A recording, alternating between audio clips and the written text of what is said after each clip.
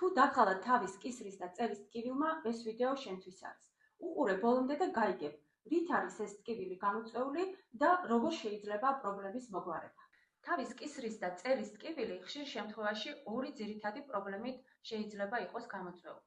პირველი, კუნთების დაძაბულობით. ეს პრობლემა საკმაოდ მარტივად მოგვარებადია და ამისთვის საჭიროა ატლას პროფილაქს პროცედურა, ანუ ხერხემლის პირველი მალის კორექციის პროცედურა.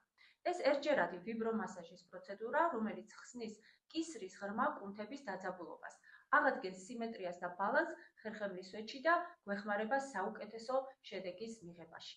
შემდეგ ინიშნება სარეაბილიტაციო მასაჟის 10 დღიანი კურსი. მაგრამ ხშირად კისრის და წელის ძლიერი ტკივილის გამომწვევი მიზეზი შეიძლება იყოს მალთაშუა დისკის პროტრუზია ან თიაქარი, რაც გაცილებით უფრო რთულად მოგვარებადია.